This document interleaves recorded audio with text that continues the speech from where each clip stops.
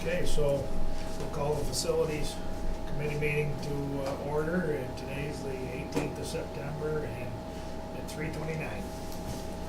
And we'll start with the Ogdensburg Prescott Bridge.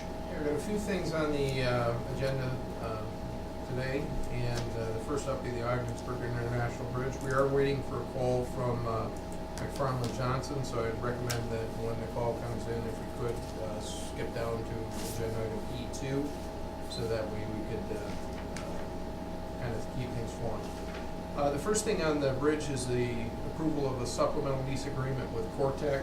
This is for 140 square feet of space in room 201 of the bridge building here. Current lease expires September 30th.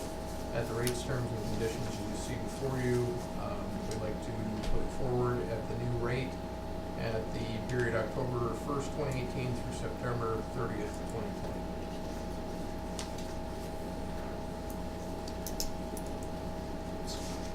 So what are you looking for, a recommendation? I'll move the resolution. Okay.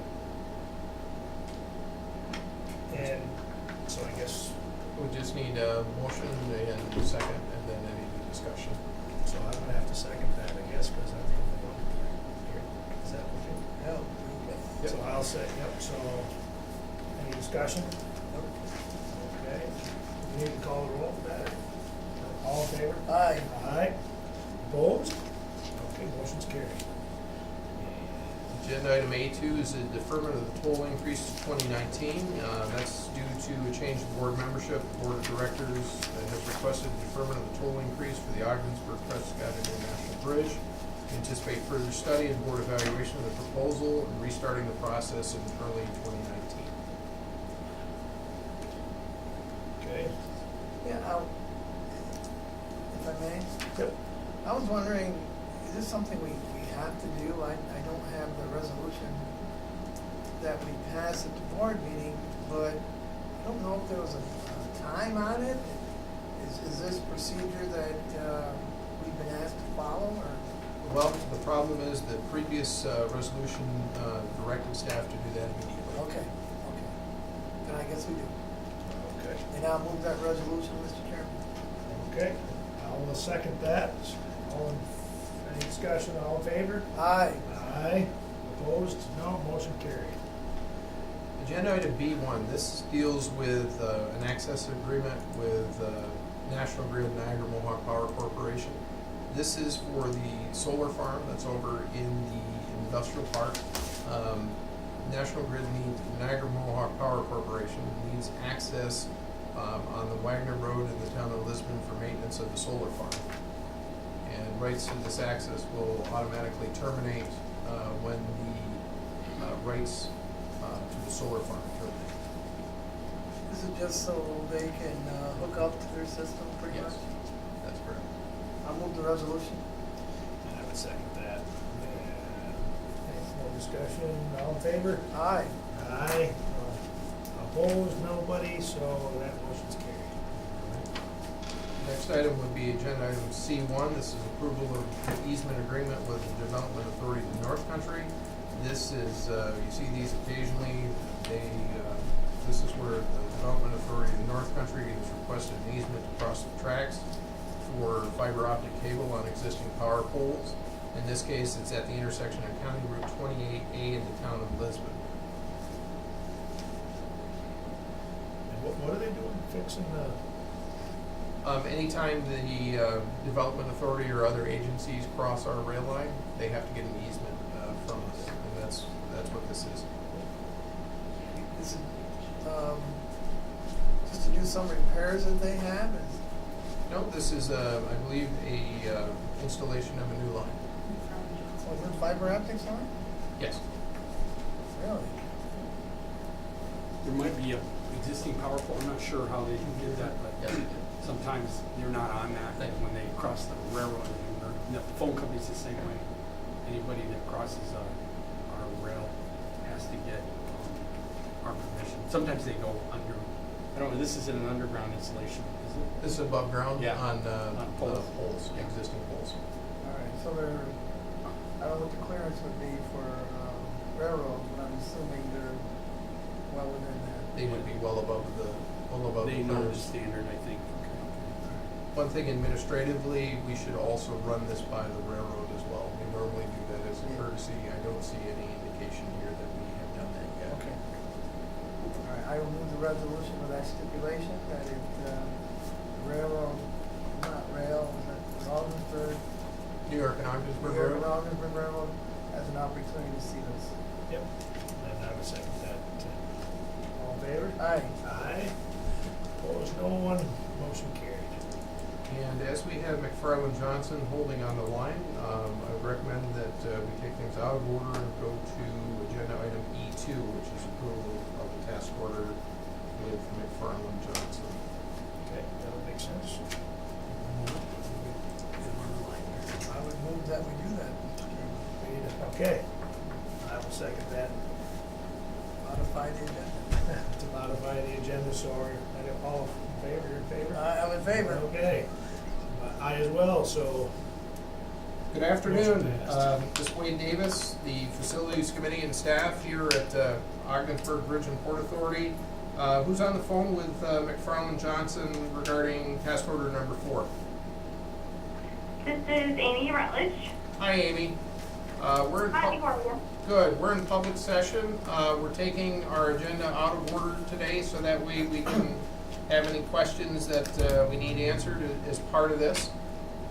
So agenda item E2 would be the approval of a task order number 4 with McFarland Johnson. This is for a lump sum consultant agreement to provide permit compliance services associated with the terms and conditions of the New York State DEC State Pollutant Discharge Elimination System Multi-Sector General Permit for Stormwater Discharges associated with industrial activity for the Port of Ogdensburg and the Ogdensburg International Airport. Cost of this agreement is $23,335. My first question, Amy, is translate to English, please. What is this, and what do we do with it? Okay, so this task order is actually just for the Port Authority, for the DEC's multi-sector general permit, stormwater pollution prevention plan. The DEC updated their multi-sector general permit. They do that every 5 years, and as part of that, you have to submit a notice of intent application to the state and also update the facility's stormwater pollution prevention plan. So that is the majority of the task was to submit the notice of intent and update the SWIP.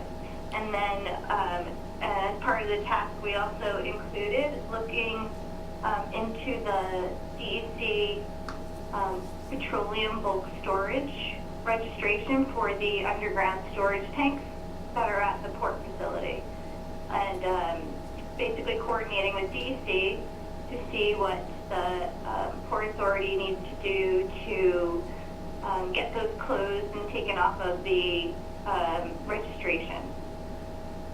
Okay, so this is something that every 5 years we see that? Every 5 years for the multi-sector general permit. Okay. Correct. Are the tanks still there? And or then not? typically they want you to Not yet. update Yes, your there, yes. petroleum bulk storage registration when changes are made to tanks, if tanks are added or removed from the system. So Okay. This is for work that's done, or needs to be Yes. done? Work that is done, right? Yes. Amy, how much of this work has been completed so far? This is Steve Lawrence. we have completed pretty much all of the multi-sector general permit compliance items. The outstanding item is providing the stormwater pollution prevention plan training presentation, which is just a PowerPoint presentation, and that should be complete within the next month or two.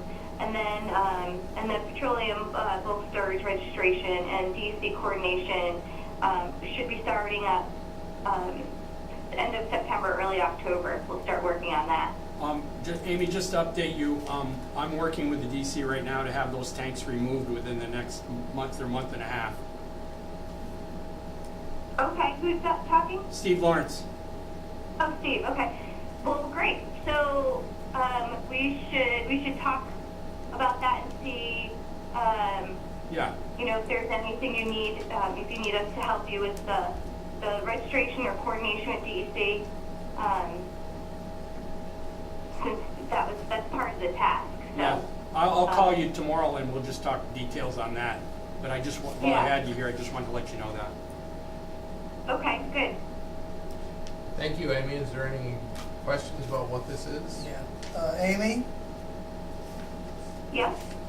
just wondering, is this like a five-year renewal?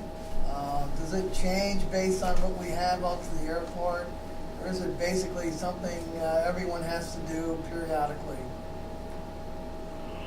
Yeah, it's required by all permit holders, anyone who's already authorized under the permit, that you need to update, or it depends on what they've done with the multi-sector general permit. Sometimes they include a lot of changes, other times, you know, nothing. It's based off of what EPA has done since the last time the state has updated the permit. So a lot of times they'll update it to include EPA's new regulations, or if there's something that the state wants to change. But all permittees have to update, or at least review their slips every 5 years. Sometimes it requires a notice of intent submittal. Other times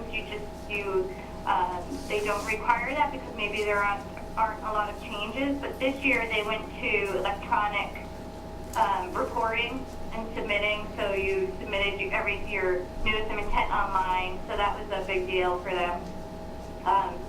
So short answer is yes, the permit holders should update it, and they give you 90 days after the permit is issued. So there is a deadline.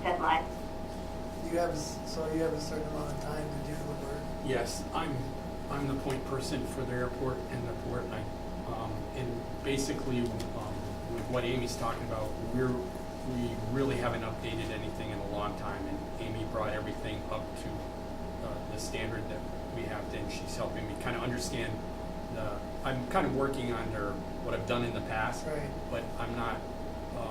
She's helped me get up to speed on what's required. It's not too wholly complicated, but there's a lot more involved in that. And then with the upgrade at the airport, we have a lot more to do out there that is similar to what we did at the port, but before the airport was kind of a little easier to take care of. Right. You don't have the activity and everything like that. So with all of this, she's kind of brought me up to speed and kind of if I need them for anything, they've been pretty helpful. Amy, quick question. This is David King, I'm a board member, and I'm new, so I don't know. I might be asking something crazy, but how much of this bill is driven by the state versus the authority? Did I hear you right saying you had to make some changes because the state made changes? Yeah, no, it's, so the Port Authority permit changes were, the majority of changes that we made were based on the state's requirements, and then there were some port facility, so the drawings and watershed and drainage areas were a little outdated, so that definitely needs to be updated too. And so I'm not suggesting we do this, but if we did not approve this, what would that mean? Well, if it wasn't approved and the notice of intent wasn't submitted, then the Port Authority would no longer be covered by the permit, and the port would be in violation of DEC regulations. And subject to DEC fines, I would guess? Yeah, which would result in fines, correct? Okay, thank you. Didn't surprise you. You're welcome. Well, sometimes Well, we'll tell. I don't know, I just had this thought in my head, but I don't know. I'll quit thinking. Playing devil's advocate. No, just asking, just asking. I have one thing here that causes me a little bit of heartburn, and that's this criticism is directed at McFarland Johnson and at the Bridge and Port Authority. It sounds like the majority of this regulatory work has already been performed. In the future, for good form, this should be here before committee and before board approval prior. Wait, I'm not, it was on an airport, it was approved on an airport, I saw it in there, and it was part of something with McFarland, and because I knew she was working on that, that had been approved. Amy, I think that was approved by a board resolution a couple months ago, because I saw it as part of that, and the wording might not have been the same. Oh, has it been previously approved? Do you know the answer to that, Amy? Because task order 4 to me means new change order. Yeah, this is just for the port. So the airport multi-sector update, that task order was included as part of the airport project. So Okay. it was. So the port wasn't part of that. Gotcha. It became part of an airport project. Last Yeah. time they were here, Yeah, that was paid for through some of the financing with the FAA and everything. right?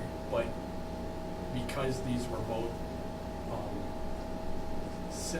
updates, they both needed to be done. They took on the port of the Augsburg one. It's something we would have had to do, but since they were doing it for the airport, we went ahead with that. But as Wade said, this is an extra. This is a change. Can this be funded through any FAA? No? No state grants, no nothing? It's compliance with regulation. So it's on us. Good thinking, Dave. I find that interesting. Yeah. Okay, so it's, Yeah. Something that's a requirement for anyone, basically, who has any fuel at all, has to comply with this? Not just fuel with us, because of all the Wetlands and everything? we have, yeah, but also like at the port, we have 6 outflows. We have to monitor them monthly, quarterly, and annually. And should you have any kind of discharge into the river, Right. that's what all of this is about. And then they've got a whole new platform to on how you go about doing this from what we did have. Like when the city got in trouble for, Yep, yeah. exceeding. Sometimes it's above your own control, but things happen. Okay, I'm good. so, with this, are we clear, this is actually a separate change? then? Yes. Yes. All right. So Yeah. by And itself? it does need approval. Okay, so then all. By the committee and then the board. Okay, so we will, is there any more discussion? Okay, all in favor? Well, I'll move the You resolution. move the resolution, sorry, excuse me. And I will second that. And all in favor? Aye. Aye. No opposed, motion passes. Thank you very much, Amy. Thank you. Okay. Thanks, Thank you, Amy. Amy. For your time. Have Thank a you. nice day. You as well. Bye-bye. Bye. Next up would be agenda item D1. This is a Volvo loader replacement and discussion about the Volvo loader. A little bit of history on this loader. We purchased it in 2008 through a state contract. We've used it, and it's basically worn out. It was surplused back in, it was designated as surplus equipment by the board in 2015 and 2016. 2015, 2016 with a $35,000 minimum. There were no takers on that. In the meantime, we need to have something reliable, and what is being proposed here is a lease agreement for, there's 2 parts. One part is a proposal of a lease agreement, the other part is a surplus of the 2008 Volvo loader for a minimum bid of $10,000, and then we continue to see where it goes from there. I think I've seen this loader, does it operate at all? No, not now. No. I didn't think so. Looks like it's in pretty bad shape. Yeah, the sending unit's gone, and you need a sending unit, and you need a fuel tank, and then the planetary on the, so roughly those repairs come to 8 or 10,000 alone, just in parts. And I got the And labor's you got a unknown. set of tires on it that, Yeah, Yeah. the tires are, Yeah. yeah, it's pretty bad. So was there a lease agreement attached to this? No, I don't have anything out there. This was just to give a condition report of where we're at, but it's like we can no longer, that's our main workhorse. And some of those, Jim would have to look into leases and all that, but what I've seen, purchasing, and you can see on that, it takes cash, a lot of cash and things like that. Rental,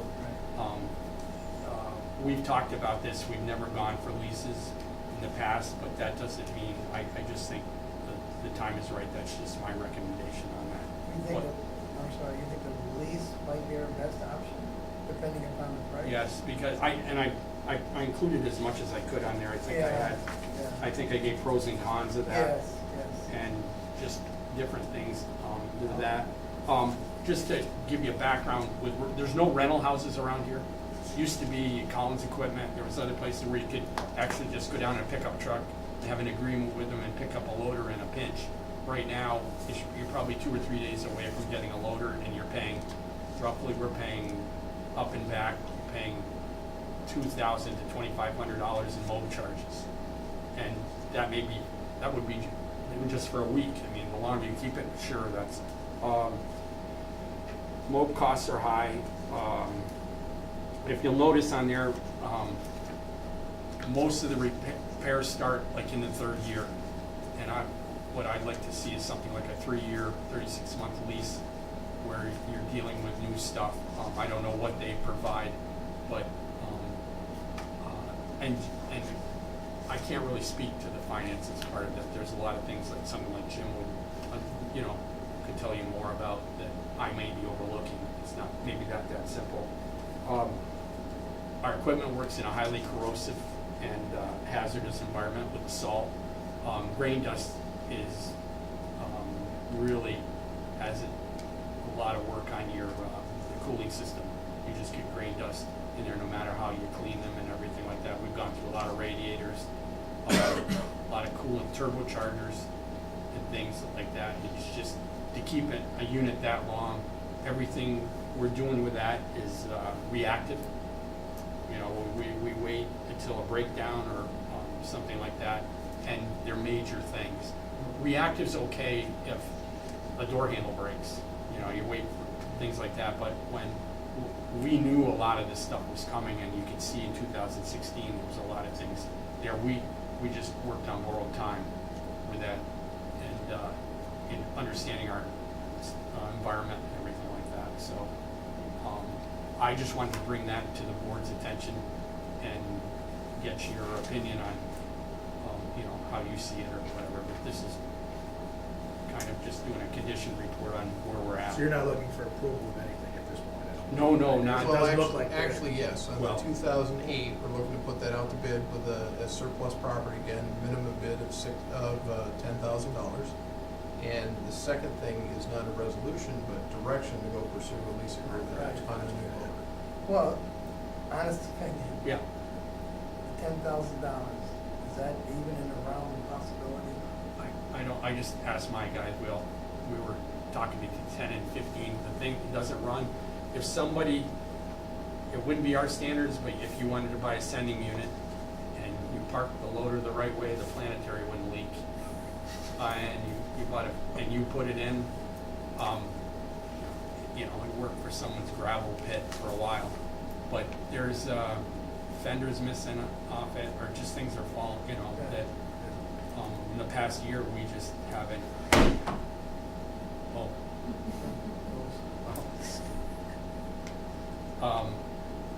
but So I'm just Yeah. wondering, if we set that, is that a minimum The 10,000 is, yes. Now, there's something special that happens with this because it's already been designated surplus Surplus. property. This is its second round of surplus that it's Right. going through, possibly its third. Now, with our asset disposal policy, once it's gone through 2 rounds, Mhm. Steve has discretion at the end of the day to do with it as he sees fit, Okay. once everything is. And you're entitled, if you think, I just threw a number there, if you, and you think, let's try for 15, we can do that. It's just, I wasn't thinking that way. oh, okay, well, we're just thinking of, Have you seen it? No, there's some photos Some in photos that. in there. Yeah. That you can kind of relate to the certain issues we're having, the planetary, the tires, the It's well radiator. worn. Yeah. I saw that, it looks to me like it's a lot fixed. Yeah. Oh, yeah. I would move it to the full board for discussion with information regarding possible lease. One thing, Mr. King, I did pull out some quotes I got from a year ago from Tracy Road Equipment. I won't mention the loader, but it's definitely a larger size loader. We've got 4.5 yard bucket, these are 5.5 to 7. But at the time, they gave a 3-year lease of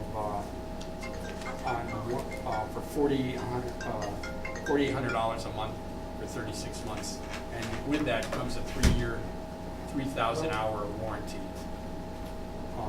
full machine warranty. So for all those major things, I would think that you would be well served to be looking at lease, or you either gotta get on a replacement plan of that. Well, the only, I would wonder if you can find any state, so neighboring towns that are turning over something, or I'm sure you could look into that. yeah, the only issue is I just want to stay away from used equipment. I understand. But the other thing, Wade, remember we did talk to Oswego a couple years ago, and they said there was a number of state contract. We're on providers. have access to state and military surplus stuff, so like even the next size loader like that, occasionally, there may come a time when we look at that, they happen to find the right deal. I mean, I would think that you should explore that, because that's just Sure. part of it, right? Right, That's part of right. checking out when you got the And- lease, and or you you- buy, or you whatever. And if this was a solid loader, that would almost be, when you're comfortable, we should be doing that and finding a good buy as kind of a backup. And then you find out what it's like, and maybe it's strong enough to be a replacement to where you can go forward and kind of look into that. In my experience buying equipment, leases can be very good, so. Yeah. Particularly if they encompass all the repair. It looks like you don't do your own repair, or very little, or at least for this machinery you're calling it. We out. did for a while, but right now, Yeah. what happens, you get 10 years old, you end up, when you go to take out a fuel tank or a muffler or anything, you break off something. Oh, yeah. You just, it's not, you don't have the wealth of experience to know how to do things, and I accept that. You're But, too kind, you're fixing junk with junk. Right. Well, no, but I know what you're saying, You so. know, if you've ever trying to do a muffler and you end up, next thing you know, you're buying more things than you really needed. So you'll be able to access this payloader, even, because it'll be rounds enough if there's no takers. You'll be able to do whatever you think. Sure, Yes. yeah. Right. I'd say go ahead. Right. I agree. So you need a motion for, We need a motion for a minimum bid on the 2008 Volvo for $10,000 as surplus property, and direction to pursue a lease. And bring it to the board for our meeting further next week. action. That would be my motion, Mr. Chairman. okay, I'll second that. And all in favor? Aye. Aye. Opposed, none, so that motion passed. Okay, agenda item D3 is, this is more advisory than anything, but as there's been some changeover in the board, we thought it was appropriate to bring it up. This is change order number 5 and 6 on the bin project, on the grain bin project. So there were two things that were required. There was additional steel piling at a cost of $2,500, and foundation support concrete piers at a cost of $89.91. There are two respective change orders there. I'll direct your attention to the authorization levels from October 12th, 2016. For changes in the scope of work in the amount of $10,001 to $25,000, that requires the approval of Steve Lawrence and myself. But Sam, I think you're aware of some of this stuff, but Dave, this is all completely new to you, so therefore Yep. we want to bring that up and just bring it to your attention that there is a meeting next week to hash out these numbers, and at the end of the day, we'll bring this forward for additional discussion and final review. Am I missing anything, Steve? Just to make you aware, there's 3 other change orders that these I'm in agreement with. There's 3 others that there's 3 parties involved. There's us, there's the engineer, and there's the contractor. And basically, the contractor and the engineer are disputing how they interpret the drawings. The engineer works for us. What it is, we're just trying to get together and come to an agreement so that nothing gets into any kind of litigation or anything like that. And I just want to hear everybody's sides on that and see that we can resolve and just get this taken care of and done with. But these 2 are the ones that I'm totally good with. But there's 3 others that we all need to sit down and talk about, and we've scheduled a meeting for next week on that. So we may come to you, but I'm not that big a hurry that if we need to take some more time to work these out, you might see them in November. Are they sizable dollars? Yeah, they add up. I mean, I would say they're substantial. Some of them, you look at it, we want a working facility, and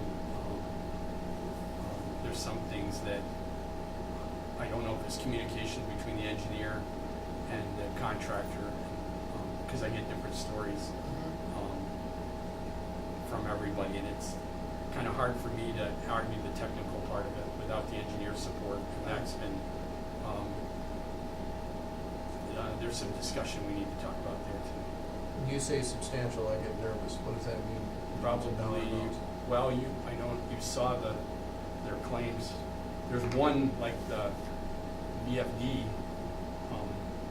that's close to $9,500, but that was supposed to be all taken care of. There's just some of those that we should have no responsibility in paying for, but what communication went between them, we're on the hook because they represent us. And I know we're on camera, but generally speaking, the owner's the one that pays for all kind of oversights, and the engineers on smaller level, they just aren't going to come up and say, oh, we'll pay for that change order. It's just not going to happen. So. And Jim, I know I'm putting you on the spot here, but do you know, is there any funding available left in that grant, or is that grant closed and done? It will be. Most recent day could be put an end to that. Okay. So we're at, my eyes aren't as good as they used to be, Anne Marie, sometimes I go. We're at over $63,000 now in change orders. I mean, I know the project was almost 1.8. Still, I don't like to see change orders like that, especially a surprise when we've been done with this project when now? Earlier this year? At least 3 months, 2 months, 3 months, yeah. I mean, I guess I just don't like that, being surprised that there's change orders that right now it's not operating the way we had anticipated it to operate, and that's a concern. Well, I think, just to add to that, I think we expressed those concerns at the meeting with the contractor and the Good. engineer next week. Yes. Thanks. Yeah. So we need to have approval of these, am I correct? Approval of these two, yes. Of these two. So with that said, we have a motion. I will move the resolution. Okay, I will second that. All in favor? Aye. Aye. Opposed, none. Motion passed. Item D3 is approval of underground tank removal. The New York State DEC inspected the Port of Ogdensburg facility, and to be in compliance with our petroleum bulk storage regulation, we need to get out 3 existing underground tanks. NRC responded. The quote was $10,775 to remove the tanks. It's recommended that NRC be approved to perform this work as soon as possible, as we do have a notice of violation from New York State DEC over this matter. Is that a reasonable amount, Steve? Yeah, actually, I- from my I experience, thought it was reasonable. I thought, Yeah, yes. That's good. They're 2 500s, which when you think of it, it's not a whole lot bigger than, a lot of people have like 250s or 350s underground. Right. Yeah, and so that part, and then we've never had it, well, knock on wood, but whenever we've had any local testing around it or anything for our annuals, we haven't had any issues with Leakage. hydrocarbons or petroleum. Good, good. That, you know, you never know, something could have happened Right. even before I came around those tanks, and it's just sitting there. But they sit on concrete pads, so imagine you cut them loose, pull that thing, and just find some material to fill it in. So if everything goes smoothly, that's not a bad price. Basically, we knew about this, and I did explain in our last DEC, inspection, I think it was 2017, that, you know, budgets and things are tight. They experienced that in a lot of places, but at this point, they were hoping that we would have something, you know, like if I said, oh, we're ready to do it, there would be no, we would have had it done on that, but I guess I pressed the timeline a little bit too much.